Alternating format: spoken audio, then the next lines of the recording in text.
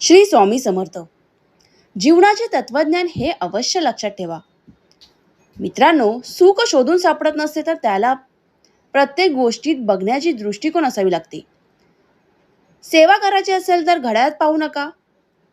प्रसाद घ्यायचा असेल तर चव घेऊ नका. सत्संग ऐकायचा असेल तर जागा पाहू नका. विनंती करायची असेल तर स्वार्थ पाहू नका. आणि समर्पण करायचे असेल तर खर्च किती झाला बघू नका. दान करायचे असेल तर गरज पाहू नका.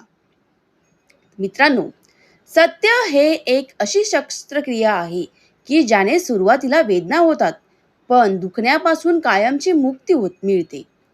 पण असत्य हे असे वेदनाशामक आहे की पेन किलर असते की ज्याने तात्पुरते बरे वाटते, तरीही असंख्य साईड इफेक्ट्सचा सामना करावा लागतो. अपयशाच्या भीतीने स्वाभिमान गुंडाळून तडजोडीचे आयुष्य कधीच जगू नका. एखाद्या जीवलग माणसाच्या पाठीमागे ठामपणे उभे राहा. जिंकलात तरी त्याच्यासाठी आणि हारलात तरी पण त्याच्यासाठीच. तर मित्रांनो, खिशाने श्रीमंत नसाल तरी हरकत नाही, पण मनाने श्रीमंत नक्की बना. आपले स्वामीच सांगतात की कारण कळस जरी सोन्याचा असला तरी लोक दगडाच्या पायरीवरच नतमस्तक होतात. एका स्त्रीची एक सवय होती की ती रोज झोपण्या अगोदर आपला दिवसभराचा आनंद एका वहीमध्ये लिहित असे. म्हणजेच एका रात्री तिने लिहिले की मी फार सुखी समाधानी आहे. माझा पती रात्रभर फार मोठ्याने घोरतो, कारण काय तर त्याला गाढ झोप म्हणजेच सुखाची झोप लागते. ही ईश्वराचीच कृपा आहे. मी फार सुखी समाधानी आहे. माझा मुलगा सकाळी माझ्याशी भांडतो की त्याला रोज रात्रभर मच्छर खटमल झोपू देत नाही. म्हणजेच तो रात्री घरी असतो, आवारा गर्दीत नसतो, वाईट वागत नाही. ही सुद्धा ईश्वराची कृपा आहे. मी फार सुखी समाधानी आहे. दर महिन्याला लाईट बिल, गॅस, पेट्रोल आणि पाणी वगैरेची बिलं भरताना दमछाक होते. म्हणजेच सर्व गोष्टी माझ्याकडे आहे, त्या वस्तू वापरत आहे. ज्या ह्या वस्तू माझ्याकडे नसत्या तर हे जगणे किती अवघड झाले असते. ही सुद्धा माझ्यावर ईश्वराची कृपा आहे. तर मित्रांनो, या उदाहरणातून आपल्याला असं समजतं की आपण सगळ्या गोष्टीमध्ये सुख कसं आहे ते आपण शोधलं पाहिजे. अजून एक की मी फार सुखी समाधानी आहे. का तर दिवस संपेपर्यंत माझे थकून फार हाल होतात, पण माझ्याकडे दिवसभर काम कष्ट करण्याची ताकद आणि बळ आहे. आणि ज्याच्यासाठी मेहनत करावी लागते अशी माणसे आहेत. ही सुद्धा माझ्यावर ईश्वराची कृपा आहे. मी फार सुखी समाधानी आहे. का बरं? तर रोज मला घरातील केर कचरा काढून घर स्वच्छ करावे लागते आणि दरवाजा खिडक्या साफ कराव्या लागतात. खरंच देवाची माझ्यावर खूप कृपा आहे की माझ्याकडे स्वतःचे मोठे घर आहे. ज्याच्याकडे घर छत नाही त्यांचे काय हाल होत असतील. एकदम सुंदर वाक्य सांगितलं आहे की आपण सगळ्या गोष्टीमध्ये समाधान शोधलं पाहिजे. समाधानामध्ये सुख आहे.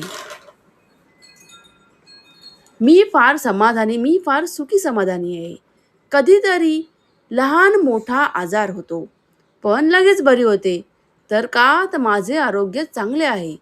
ही माझ्यावर ईश्वराची कृपा आहे. मी फार सुखी समाधानी आहे. प्रत्येक सणाला भेट देताना माझी पर्स रिकामी होते. म्हणजेच माझ्याजवळ माझ्यावर प्रेम करणारे लोक आहेत. माझे नातेवाईक, मित्र ज्यांना मी भेट देऊ शकते. जर हे लोक नसते तर जीवन किती वैराण झाले असते. ही सुद्धा ईश्वराची कृपा आहे. मी फार सुखी समाधानी आहे. का तर रोज पहाटे अलाराम वाजला की मी उठते.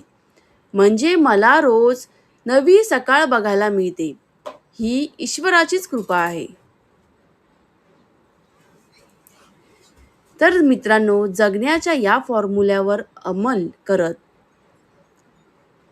आपले आणि आपल्या लोकांचे जीवन आनंदीमय बनवले पाहिजे. सगळ्यात जास्त म्हणजे समाधान राहायला पाहिजे. छोट्या मोठ्या सुखात, संकटात, त्रासातून सुखाचा शोध घ्या, आनंद शोधा. अशा या माझ्या ईश्वराचे मी आभार मानतो. तर मित्रांनो, एवढ्या सगळ्या उदाहरणांवरून आपल्याला काय समजते की आपल्या ब्रह्मांडात म्हणजे युनिवर्स, आपल्या ब्रह्मांडात जी ऊर्जा ठासून भरलेली आहे तिचा एक नियम आहे. काय नियम आहे की तुम्ही आनंदी राहून जितक्या प्रमाणात ऋण व्यक्त कराल, तुम्ही आनंद राहून जितक्या प्रमाणात ऋण व्यक्त कराल त्यापेक्षा जास्त प्रमाणात तुमच्यावर ऋण व्यक्त करण्याचे प्रसंग येतच राहतील. तर मित्रांनो, सुख हे शोधून सापडत नसते, तर त्याला प्रत्येक गोष्टीमध्ये बघण्याची एक दृष्टी असावी लागते. आता हे वरचे जेवढे उदाहरण होते मित्रांनो, ते सगळ्या आपल्या आयुष्यातील आहेत. पण प्रत्येक उदाहरणामध्ये आपण दरवेळी निगेटिव्ह विचार करत असतो. मला एवढेच काम का करायचं आहे, मला माझा पैसाच का भरपूर खर्च करत होतोय, माझ्याकडे लक्ष्मी भरपूर येते पण टिकत का नाहीये.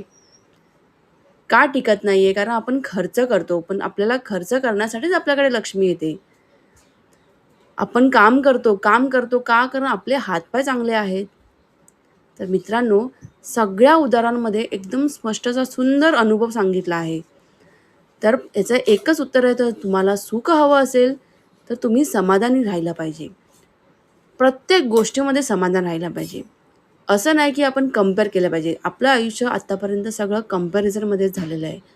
ह्यालाच का एवढं, आपल्याला का कमी, मलाच का पगार कमी, ह्यालाच का जास्त. तर असं न करता आपलं समाधान, आपलं जेवढं आपल्याकडे लक्ष्मी आहे, जेवढं आहे ते देवाच्या कृपेनेच आपल्याकडे आहे. आपल्यापेक्षा रोडवर जे माणसं असतात त्यांच्याकडे तर काहीच नसतं. तर आपल्यापेक्षा जे कमी आहेत त्यांच्याकडून बघून आपण स्वतःला सुखी समाधानी मानलं पाहिजे. तर आपले स्वामीसुद्धा हे सांगतात की भक्तीमध्ये मग्न व्हा, नामस्मरण करा आणि सर्वात जास्त म्हणजे समाधानी राहा. श्री स्वामी समर्थ. व्हिडिओ आवडला असल्यास मला कमेंट करून नक्की कळवा. धन्यवाद.